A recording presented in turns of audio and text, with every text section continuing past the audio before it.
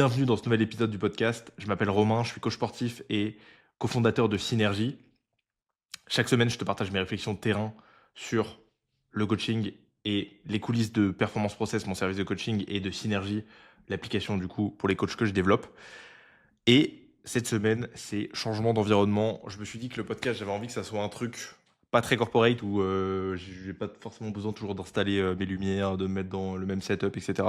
Je sais que moi, ce que j'aime bien regarder quand il s'agit de podcast et même de vidéos globales, c'est des trucs très très bruts avec beaucoup de valeur. Juste le mec parle de son expérience, etc. Et c'est exactement ce que je veux faire ici. Petit déca, je pense que ça va être le petit rituel parce que je tourne souvent assez tard, en tout cas trop tard pour boire du café. Et cette semaine, on parle d'un sujet très intéressant. En plus, j'en ai parlé avec pas mal de clients qui sont eux-mêmes coachs. Et j'aimerais parler du coup de l'adhésion client et de la rétention d'informations. Je pense que c'est un sujet qui est vraiment, vraiment intéressant et qui est pas beaucoup exploré en fait. Et pourtant, je pense que ça a vraiment beaucoup d'impact sur notre façon de coacher, en fait, de comprendre un peu tout ça. Et du coup, le thème un peu global pour commencer, ça va être, qu'est-ce que tu peux faire, en fait, quand tu as un client qui décroche?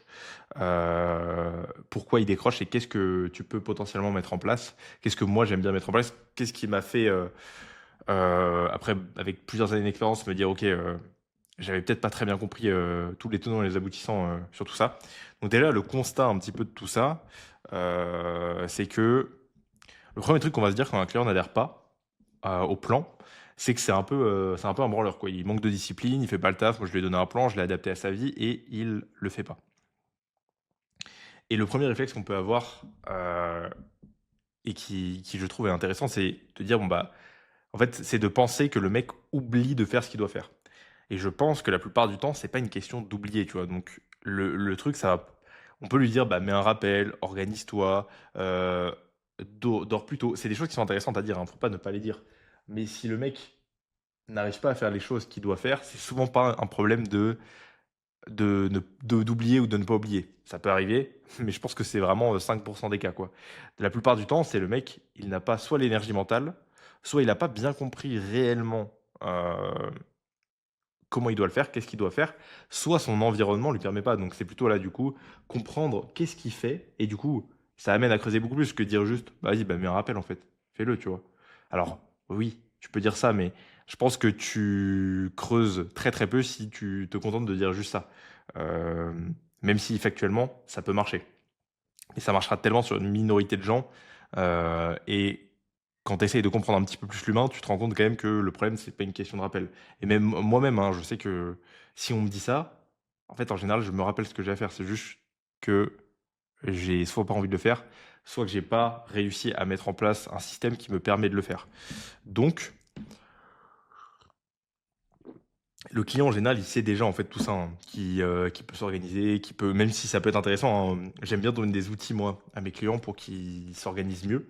Notamment, comment, il y a des gens qui savent pas que sur Google Agenda, tu peux, te mettre des blocs de travail, te mettre des blocs sur, quand est-ce que tu travailles, quand est-ce que tu as les temps libres, de caler tes trainings dans ton organisation, etc. Donc ça peut être très, très intéressant. Mais je pense que le vrai problème, encore une fois, derrière, c'est plutôt le manque d'énergie mentale et rarement le manque vraiment de volonté, hein. In fine, le mec, si, s'il t'a contacté, c'est qu'il veut changer. Mais l'idée, c'est qu'il a peut-être pas la volonté pour le faire. Et donc, comment on façonne ça? Bah, il y a pas mal de façons de le faire. Souvent, c'est aussi lié à trop de chaos dans la vie. Et du coup, le plan, ça devient vraiment une contrainte. Et la personne, il y a des gens qui vont avoir pas envie de te dire: «Ah ouais, non, mais le plan là, je peux pas le suivre». Déjà, ils vont se sentir en échec. Et il y a beaucoup de gens, qui ont l'impression de te déranger si tu dois changer le plan. Sauf que tu es là pour ça. Ils te payent tous les mois pour ça et donc ça, c'est important de le rappeler aussi, de leur dire que de dire à tes clients: «En fait, tu me payes pour ça, donc embête-moi, donne-moi du travail». Heu, c'est parce que du coup, nous, notre but final et je pense que ne pas avoir de résultat avec un client, en fait, c'est la pire sensation, quoi. Donc heu, ne pas hésiter à, du coup, rappeler tout ça parce qu'il y a beaucoup, beaucoup de gens, je pense que plus de 50 des gens que je coach, m'ont déjà fait ce genre de réflexion: «Ouais, mais j'ai pas envie de t'embêter». Mais du coup, ça, c'est bien de poser les bases, je pense, là-dessus. Un autre problème, c'est souvent pas de vision claire sur pourquoi ils font tout ça, quoi. C'est aussi, et c'est aussi ce que je me rends compte, en fait, c'est que quand les gens déjà ont très très peu de connaissances des fois sur la nutrition, sur l'entraînement, sur le pourquoi ils font ça. Si ils ont besoin en fait pour être dans un plan optimal d'ingurgiter tellement d'infos au début, qu'il va falloir en fait accepter que l'optimal va devoir vraiment dépendre de la personne. Et il y a des gens, ils vont pas pouvoir s'entraîner dur dès le début. Il y a des gens, ils vont pas pouvoir suivre une diète parfaitement dès le début. Et en fait, il va falloir y aller incrément par incrément, step by step, et se dire que c'est pas parce que en gros le plan n'est pas parfait dès le début. Ça, c'est une grosse erreur que j'ai fait quand j'ai commencé le coaching, c'est vouloir que tout soit parfait dès le début. Avec des gens qui n'ont pas la compétence, la possibilité de tendre vers ce niveau de perfection sur un plan. Et quand je dis ça, c'est capacité à s'entraîner dur, choix d'exos. En fait, il y a des exos que je vais pas mettre à des débutants. Je vais pas mettre de crunch à la poulie pour quelqu'un qui n'a jamais été à la salle. En fait, c'est plein de trucs comme ça où en fait, il faut comprendre que un plan optimal est tellement contextuel qu'il faut réussir vraiment à aider, à trouver un plan en fait qui est contextuellement le meilleur et qui peut être d'extérieur. Le mec, un autre coach verrait ça. C'est pour ça que je trouve que ça n'a aucun sens de dire qu'un plan est nul sans comprendre le contexte, parce que un autre coach pourrait voir la prog et ne rien comprendre parce qu'en fait il n'a pas le contexte global, il connaît pas la personne, il sait pas comment elle est psychologiquement, il sait pas c'est quoi son niveau actuel, etc., etc. Le quatrième point, je pense, sur les problèmes qu'il y a, c'est aussi les gens n'ont pas d'outils, quoi. Les gens n'ont pas d'agenda, n'utilisent pas leur téléphone à bon escient, ils passent trop de temps sur leur téléphone, sur des choses qui sont inutiles, où ils perdent vraiment du temps. Donc il y a vraiment quand même un gros problème de fond sur l'organisation pour beaucoup de gens. Mais du coup, c'est aussi en fait, très souvent, ce problème d'organisation, il vient d'un problème d'environnement, quoi. Donc, par exemple, moi, si je prends mon exemple au niveau du téléphone, je suis incapable de ne pas aller sur Instagram le soir si j'ai pas un truc qui bloque mon app en fait. Parce que le soir, je pense que je suis fatigué. C'est trop facile en fait de prendre le téléphone, d'aller sur Instagram. Donc ce que j'ai fait, c'est que moi j'ai bloqué Instagram de 21h à 23h, je crois. Parce que j'étais littéralement incapable de le faire. Et je pense être quelqu'un d'assez discipliné, mais pourtant c'était littéralement pas possible. Donc le seul moyen de le faire, c'était de changer mon environnement. C'est-à-dire amener de la friction en bloquant l'app. D'autres exemples que j'ai là-dessus, c'est je peux avoir du mal à marcher des fois sur mon tapis. Et la seule façon que j'ai trouvé de réussir à marcher plus facilement, c'est de la veille au soir préparer mon tapis pour pouvoir marcher dessus. Et pour qu'en fait il soit déjà prêt, que j'ai pas besoin de le mettre. En fait, la friction de devoir mettre mon tapis sur mon bureau et lever mon bureau, ça paraît ridicule, mais en fait c'est déjà de la friction qui m'empêche de peut-être faire la tâche des fois. Donc maintenant, il faut essayer d'imaginer ça pour que toutes les tâches qui sont faites dans une journée, elles vont être facilitées ou plus difficiles à faire en fonction de ce que vous aurez, de l'environnement de votre client. Et donc, c'est pour ça que c'est super intéressant d'essayer de comprendre, ok, c'est quoi l'environnement du client, comment il se sent, pourquoi, et du coup, aller vraiment creuser en fait. Et en fait, parce que les changements que vous allez faire dans un plan, ils doivent découler d'une compréhension profonde de qu'est-ce qui arrive au client, pourquoi il n'arrive pas à faire ci, à faire ça, quoi. Et donc pour moi, l'approche qui marche là-dessus, en fait, c'est essayer d'arrêter de donner des conseils génériques, quoi. C'est de creuser vraiment la situation. Qu'est-ce qui bloque vraiment, ok. Poser les bonnes questions. Je pense que ça, c'est un énorme skill en tant que coach, savoir poser les bonnes questions au bon moment. Et ça passe par souvent faire un call. Ça va prendre plus de temps, hein, évidemment, mais c'est aussi là qu'il y a la valeur perçue qui va faire la différence à long terme sur un coach lambda d'un coach qui a des très bons résultats. C'est aussi de être vraiment présent pour ses clients. Et pas être là juste pour les gens qui font le taf, être pour les gens qui pas laisser derrière tous les gens. Je dis pas qu'il y a des gens où ça va être très compliqué. Même toi, tu vas tout faire, tu vas essayer de leur envoyer des messages, d'être proactif, etc. S'ils veulent pas, ils veulent pas. Il y a un moment, tu peux pas faire à leur place, mais il y a beaucoup de gens où il y a moyen d'aller les chercher quand même.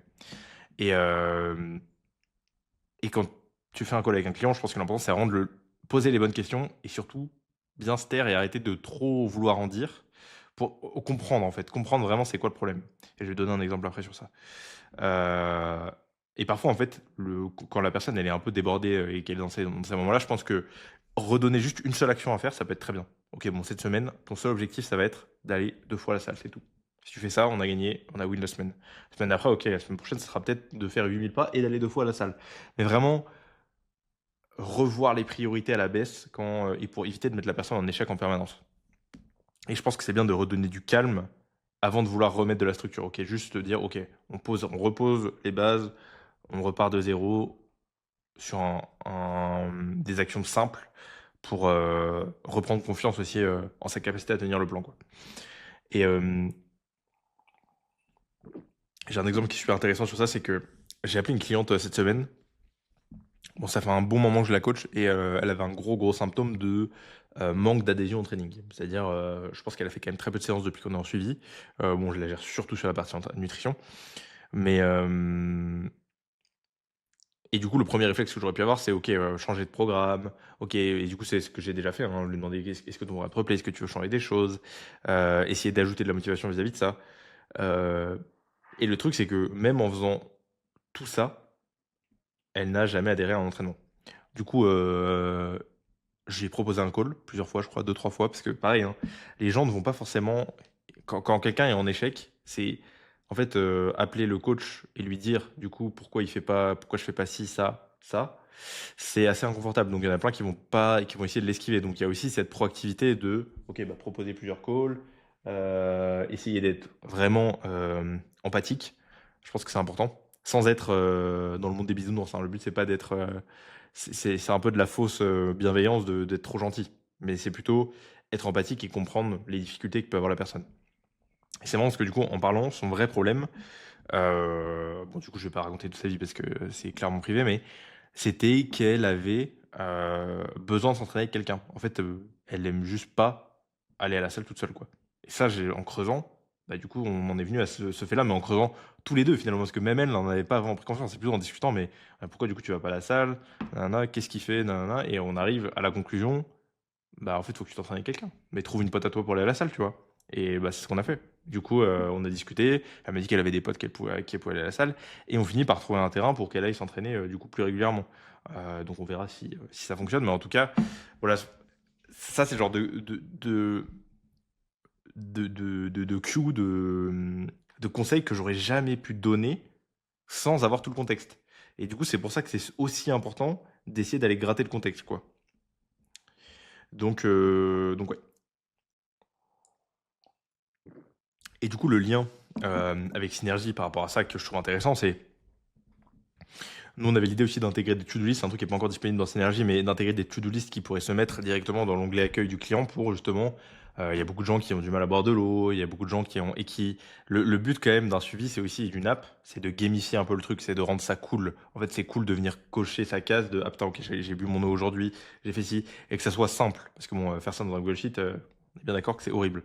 Mais du coup, le faire sur une app, qu'il y ait un peu de ce côté gamification, ça peut être très intéressant. Donc ça, c'est un truc qui est prévu dans Synergie, qui sera visible en fait seulement si le coach a programmé des actions au client et qui permettra du coup bah, d'avoir une certaine flexibilité sur le coaching et adapter vraiment le but aussi, et c'est comme ça que moi je vois le coaching. Je pense il y a autant de coachs que de façons de coacher, donc je pense qu'il faut vraiment pouvoir amener cette flexibilité dans le tracking des données. Ça c'est déjà disponible, hein, le fait de pouvoir traquer vraiment plein de données différentes, d'une façon différente. Euh, mais en plus de ça, pouvoir donner des actions, parce que en fonction du type de population qu'on va coacher, ça va être vraiment intéressant de pouvoir avoir ça. Je pense que c'est cool. On va même donner une seule action claire plutôt qu'un plan complet. Et en plus, le coach pourra avoir aussi de son côté, bah ok, combien de fois ça a été rempli, etc., etc. quoi. Euh, donc voilà un peu le lien que je voulais faire par rapport à ça avec Synergie. Et la leçon du coup que je tire un peu de tout ça après le call,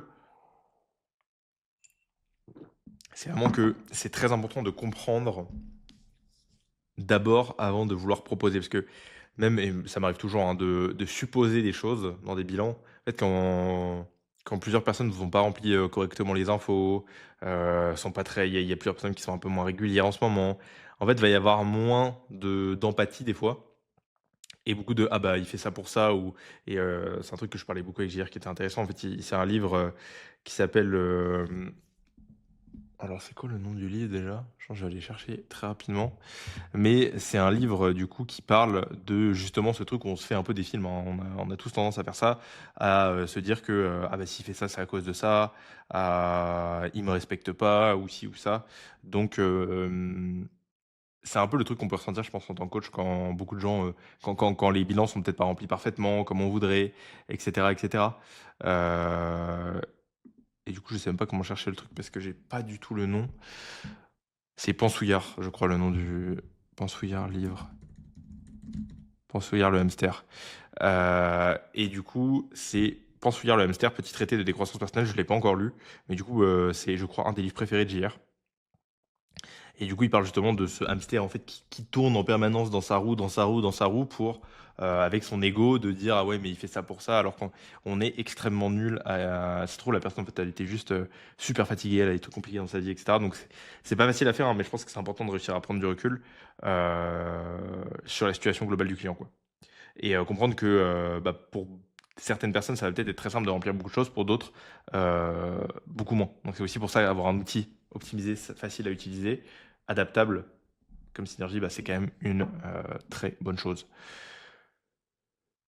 Et du coup, pour continuer sur la leçon, du coup, j'ai mis la solution adaptée, bah, toujours le conseil universel.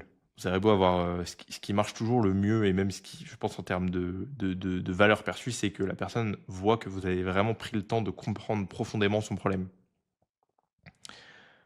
Et du coup, notre job, c'est pas vraiment euh, c'est pas de savoir quoi faire exactement, c'est plutôt de comprendre pourquoi le client n'y arrive pas. Genre, en fait, c'est pas de dire: «Ah bah, tu ça, tu dois faire ça». Enfin, en tout cas, je pense que c'est super important de creuser sur le pourquoi le client n'arrive pas à faire quelque chose et pas juste se dire, heu, faire des suppositions sur qu'est-ce qu'il devrait faire pour réussir à faire les actions. En fait, c'est vraiment essayer de comprendre parce que je pense que c'est tellement individuel qu'il y a pas de réponse universelle, quoi. Bon, il y a quand même encore une fois, des outils qu'on peut donner, mais il y a pas de réponse universelle. Voilà pour ce premier thème. 17 minutes. C'est pas trop mal. Je pense qu'il y a eu beaucoup de valeur là-dessus. Donc, on passe sur le deuxième thème que je trouve hyper intéressant aussi. La rétention d'informations. J'en parlais avec un coach ce matin, un coach que je coach. Et j'aime beaucoup le sujet. Parce que je pense que quand on débute dans le coaching, on a beaucoup cette tendance à se dire, plus je vais en dire, mieux ça sera. Plus mon client va avoir la valeur, va voir ce que je peux lui apporter. Plus mon loom va être long, plus il va avoir la valeur. Et je pense que alors, il y a du vrai hein, là-dedans, bien sûr. Hein, quand c'est plus long, on a l'impression que c'est mieux. Mais il y a un gros problème de rétention d'informations. Les gens sont bombardés d'informations à longueur de journée, que ce soit sur leur portable, sur leur télé, dans leur vie de tous les jours. Et il y a une certaine quantité d'informations qu'on peut ingurgiter, surtout en fonction des profils et des niveaux des gens. Donc, c'est très important, je pense, de garder ça en tête. Et du coup, le problème du coup en coaching, c'est que l'info qui compte, c'est celle que le client retient. C'est pas genre, c'est pas donner le plus d'infos. C'est vraiment ce que ton client peut retenir qui va être important. Et, et le problème d'en dire trop, c'est que ça va amener beaucoup de chaos. Et ça peut amener du coup à comment dire, ce manque, cette inaction parce que du coup la personne est perdue. Elle a trop d'infos, elle va peut-être se dire: ah, putain, il m'a encore fait un loom de 15 minutes là, j'ai pas envie de regarder ça quoi, c'est long. C'est long, c'est intéressant, mais en fait, 15 minutes dans une journée, ça peut être OK, tu vois? Mais 15 minutes 3 fois dans la semaine, tu le bilan, t'as les corrections, t'as ci, tu ça, faut remplir les données. En fait, très vite, ça devient pour des gens, ça va être super, hein, mais regardez bien qui vous coachez. Adaptez bien. En fait, c'est pour ça qu'il faut pas faire c'est pour ça que je déteste l'idée de faire des protocoles pour du coaching. Alors, il y a des trucs qui sont importants dans des protocoles à faire pour justement optimiser, la rétention d'informations, mais chaque personne a on peut se permettre de dire plus ou moins d'infos en fonction du client qu'on va avoir. Donc je pense qu'il faut vraiment s'enlever de la tête ce truc. Et je pense qu'on a beaucoup ce truc d'aimer les protocoles, de se dire ah bon bah je fais comme ça et c'est bien fait.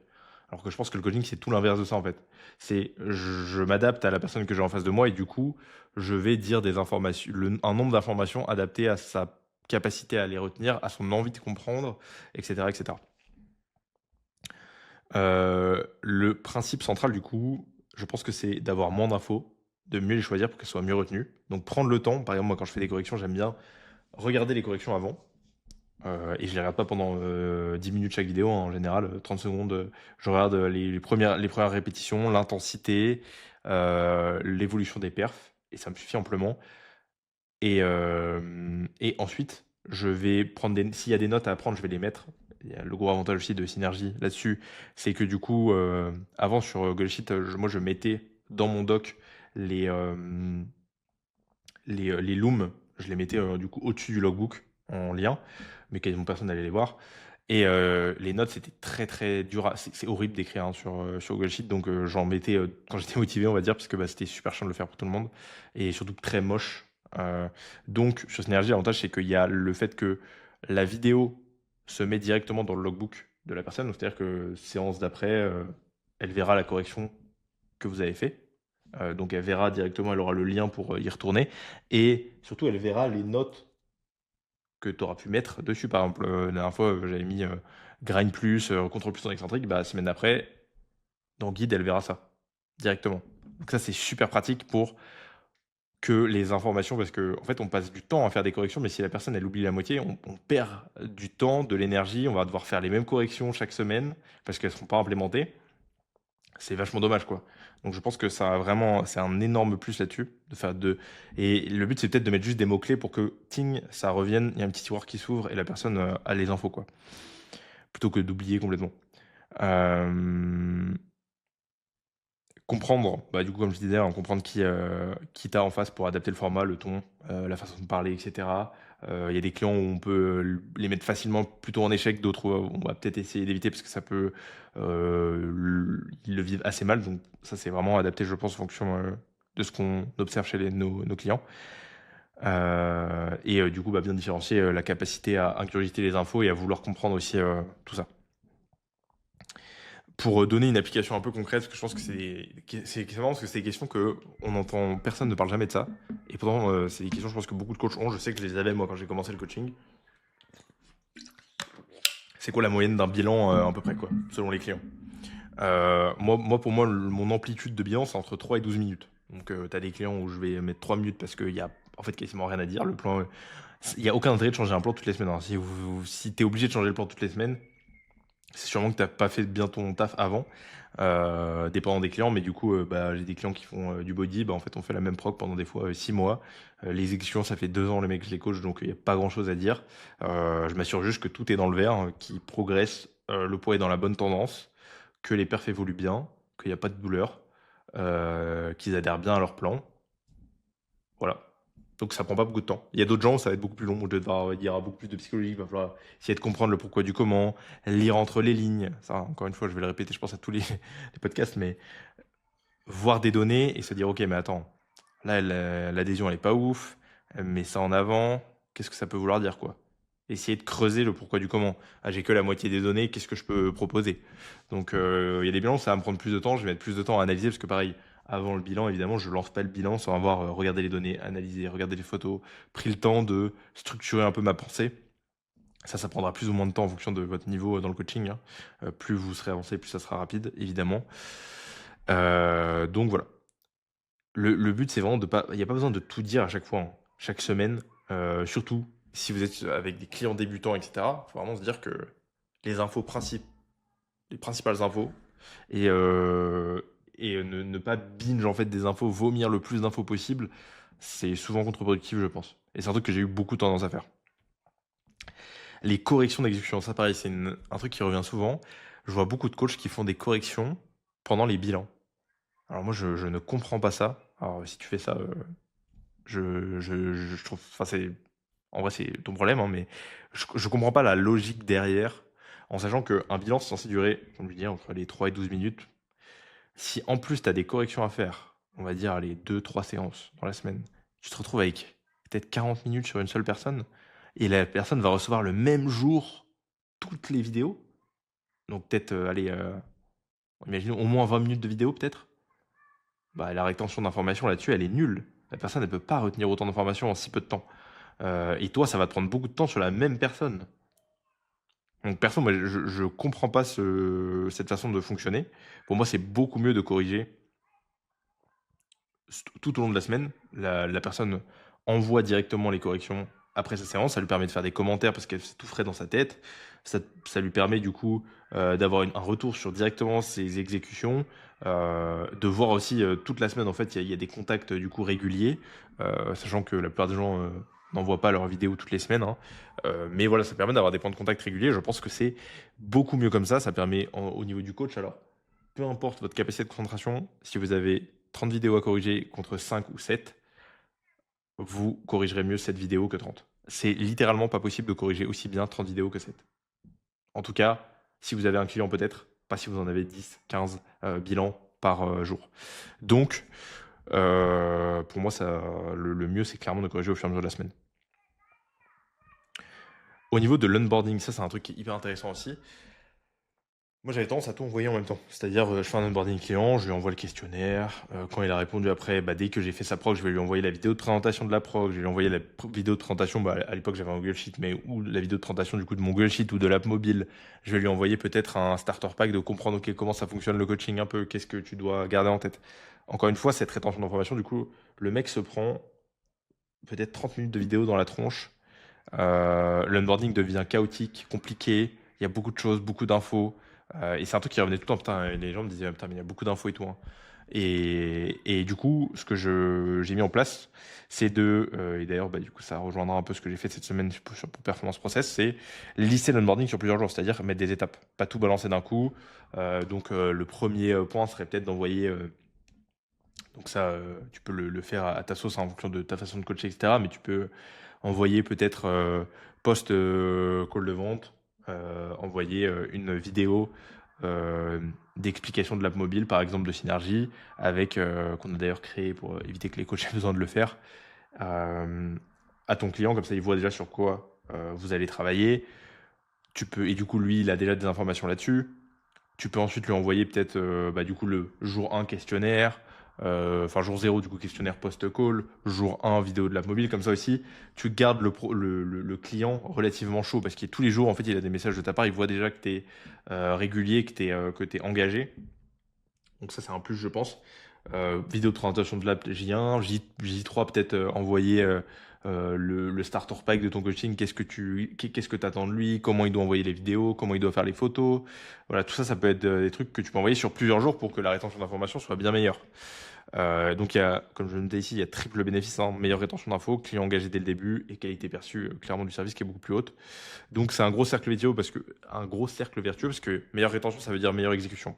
Meilleure exécution, ça veut dire des bilans mieux remplis parce que si le mec a eu les meilleures infos, qu'il les a bien regardées, qu'il les a bien assimilées, tu auras des meilleures données pour prendre des meilleures décisions.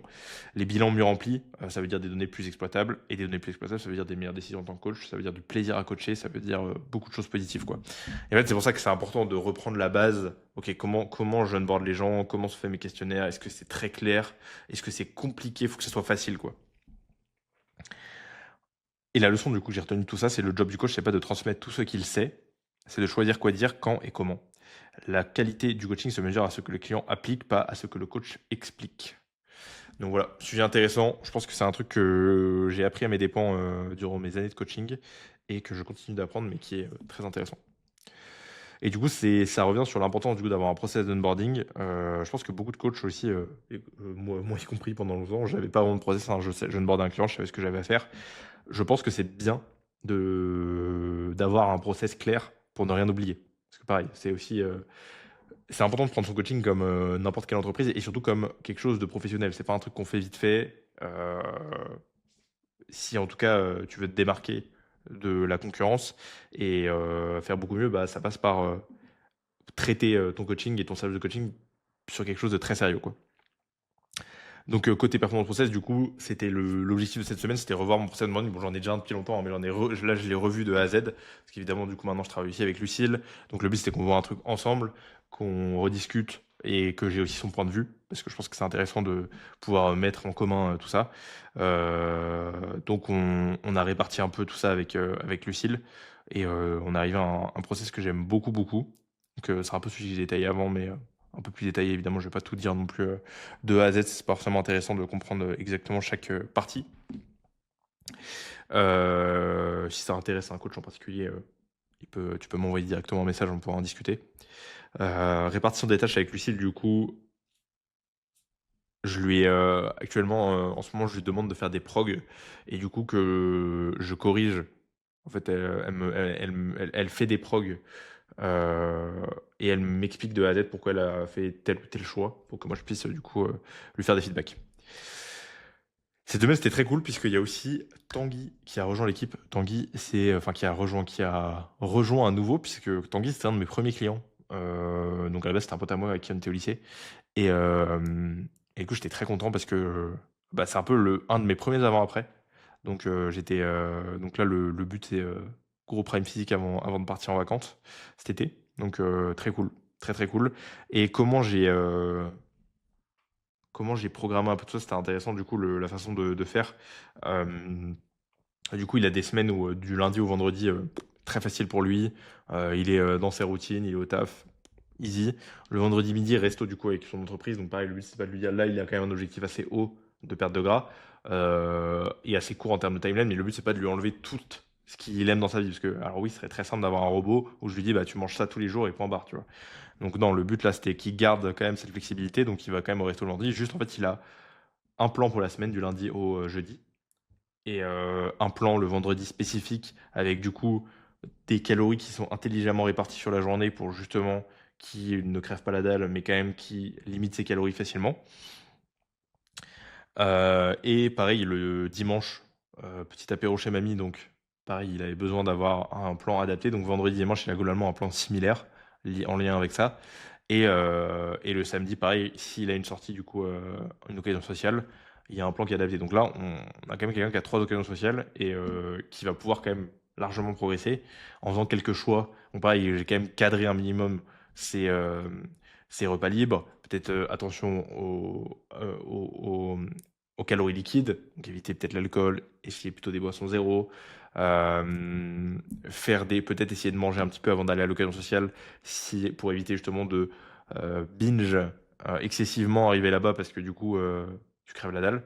Donc voilà, il y a quand même pas mal de strates autour de ça. M'envoyer des photos de ses repas pour que je vois ok comment il organise ses repas libres, qu'est-ce qu'il peut mettre en place pour peut-être limiter les cales intelligemment.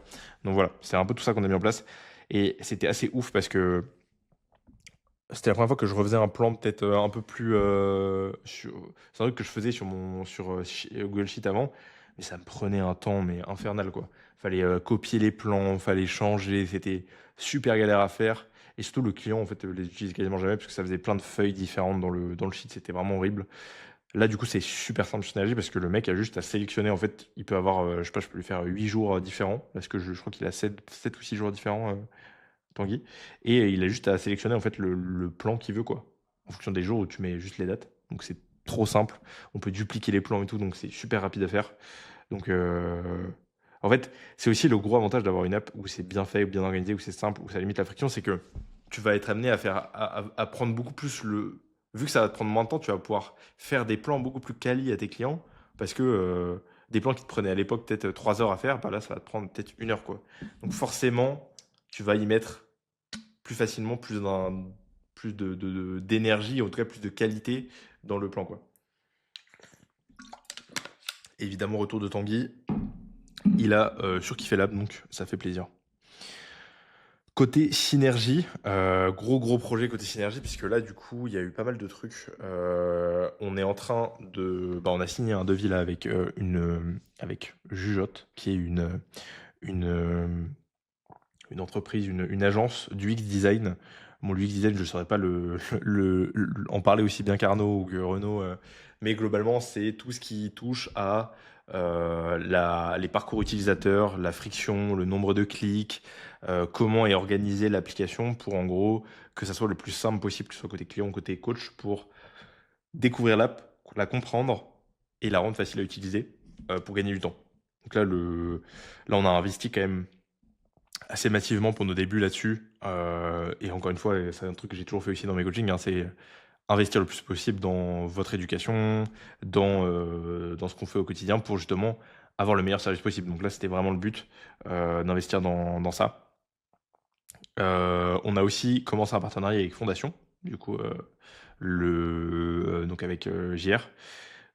L'idée, du coup, c'était, du coup, on a un principe d'affiliation sur Synergie, et donc, du coup, pour Fondation, il y a 2 mois, du coup, de Synergie offert au début. Comme ça, bah, Fondation, pour nous, c'est un peu un vivier aussi à coach qui pourrait, du coup, utiliser l'appli. Et du coup, pouvoir bénéficier de ça, bah, évidemment, c'était un échange de bons procédés avec Fondation. Et et l'idée, c'est aussi que via l'affiliation, bah, Fondation puisse profiter des coachs et donc qu'on ait un peu j'ai envie de dire un système, comment on appelle ça? J'ai plus le terme. C'est pas un système. Je vais le retrouver sûrement après. Mais qui permet du coup on a vraiment différentes choses qui gravitent et qui permettent un écosystème, du coup, c'était ça. Un écosystème qui permet du coup de tous se tirer vers le haut, quoi. Autre point du coup pour Synergie, team building à Toulouse. En juin, du coup, je vais rencontrer un peu tout le monde. Du coup, j'ai déjà rencontré Damien quand même sur la partie contenu, mais du coup, Renaud et Arnaud, je les ai jamais vus. Donc, on se rejoint tous à Toulouse pour une semaine de gros grind sur Synergie. Donc, ça va être bien, bien cool. Mi-juin, c'est prévu. Moi, j'ai commencé à travailler sur un point assez intéressant là, d'ailleurs, ça me fait un petit écho sur un truc une réflexion que j'ai eue. J'ai commencé à travailler sur un truc qui s'appelle Supademo, qui permet en gros actuellement, en fait, les coachs, quand ils arrivaient sur Synergie, ils avaient un problème, c'était que ils pouvaient pas, en call de vente, présenter sur quelle app, tout simplement, on va travailler, quoi, avec le client. Il y avait juste la partie web app, mais en fait, le client ne l'utilise pas, quoi. Il utilise la partie app mobile. Donc, le fait de pouvoir montrer au client, ok, bon, bah, ça va ressembler à ça, voilà pourquoi ça va te permettre d'avoir un système très simple. Moi, je vais pouvoir les donner facilement. Donc, ça, c'était un truc qui était vraiment important. Donc, j'ai bossé là-dessus une grosse partie là, des derniers jours pour du coup que les coachs puissent avoir accès à cette démo-là et qu'on puisse aussi présenter là par nous, de notre côté sur la landing page de Synergie. Et la réflexion que je me suis fait, c'est que Supademo, ça fait plusieurs jours que je dois le faire. Et c'est pas que, bon, c'est pas que j'avais pas envie de le faire, mais c'était quand même un gros morceau, c'était tout nouveau. Donc c'est une nouvelle app hein, que je connaissais pas du tout. Et en fait, je me suis rendu compte qu'il y avait quand même ce petit truc de procession de putain, je connais rien, ça va être dur, je vais devoir apprendre de zéro. Et en fait, je suis arrivé sur l'app, au début, tu comprends rien. Le truc, c'est un truc que j'ai jamais fait. Et du coup, il y avait beaucoup de barrières à l'entrée, quoi. C'était dur de m'y mettre. Par contre, quand je me suis mis et que j'ai réussi à le faire, déjà, j'étais super content à la fin du résultat, d'avoir réussi aussi à découvrir un peu de nouvelles compétences. C'est un truc que je kiffe trop aussi là actuellement dans le fait de développer Synergie, c'est que euh, j'ai l'impression d'apprendre tellement de choses chaque semaine puisque je dois apprendre. J'ai plein de rôles différents en fait dans Synergie qui font que je dois apprendre plein de trucs tout le temps, quoi. Donc c'est super intéressant. Et du coup, pour faire le parallèle du coup au coaching, je me rendais compte que, en fait, faut se dire que quand un client arrive en coaching, qui s'entraîne peut-être pas, qui connaît pas trop la diète, etc., il a exactement cette sensation-là, en fait. De, oh putain, ça va être compliqué. Oh putain, notre but, c'est vraiment ça, de se dire, ok, limiter au maximum ce truc-là et rendre le truc le plus fluide possible. Et, euh, et du coup, je pense, que c'est vraiment important de réussir à se mettre à la place des gens qui n'ont pas en fait tout notre et même moi des fois je me rends compte genre même quand je fais des démos sur Synergie que je vais peut-être commencer par un point en mode comme parce que je connais tellement bien l'app qu'en fait pour moi c'est genre trop normal en fait ça tout le monde connaît en fait alors qu'en fait non et c'est exactement pareil il faut vraiment revenir faut se dire que faut essayer de se mettre au niveau de ses clients pour leur parler de la bonne façon quoi il y a des trucs qui sont totalement évidents pour toi en tant que coach qui ne le sont pas du tout pour tes clients quoi. Les projets pour la semaine qui arrive, bah, ça va être surtout un gros taf avec Jot du coup. On a prévu d'améliorer aussi la partie volume d'entraînement avec du coup un corps humain en 3D et avec du coup le volume qui serait avec une couleur sur les muscles. Et en fait, plus la couleur est intense, plus il y a de volume sur le groupe musculaire. Et on pourrait du coup voir d'un seul coup d'œil où il y a le plus ou moins de volume. Donc ça va être vraiment cool. Donc c'est un gros morceau quand même. Donc on travaille dessus actuellement. 40 minutes, c'est plutôt pas mal. Je crois que c'était le temps du dernier à peu près, donc très cool. J'adore ce format. J'ai eu pas mal de bons retours d'ailleurs sur le premier épisode, donc j'espère que celui-là vous plaira aussi. Il y a, si du coup tu es intéressé par Synergie, le lien des calls démo est en description et même le lien pour réserver un call démo c'est en description. Si tu veux aller directement sur le site pour découvrir par toi-même, c'est en description aussi. D'ailleurs, actuellement, à l'heure où je tourne ça, théoriquement, il y a la possibilité d'aller directement sur l'app et d'avoir. Parce que du coup, un truc qu'on a changé, c'est qu'avant, il y avait dès qu'on arrivait sur l'app, si on créait son équipe, après, il fallait mettre sa carte automatiquement, il y avait le paywall, quoi. Actuellement, ce qu'on fait maintenant, c'est que tu peux découvrir Synergie, découvrir des données fictives, découvrir du coup à quoi ça ressemble un peu l'app, sans mettre ta carte pour vraiment tester, voir si ça te plaît, voir si ça te correspond. Tu as aussi des vidéos directement tuto que j'ai pu faire pour vraiment t'imprégner de l'application. Et si tu veux vraiment aller un peu plus loin, il y a évidemment le call démo qui est disponible en description. Si tu es intéressé par du coaching, le lien aussi pour un appel découverte avec moi est en description. Et puis, je pense qu'on est tout bon pour cette semaine. Je te souhaite une bonne journée, puis, on se dit à la semaine prochaine.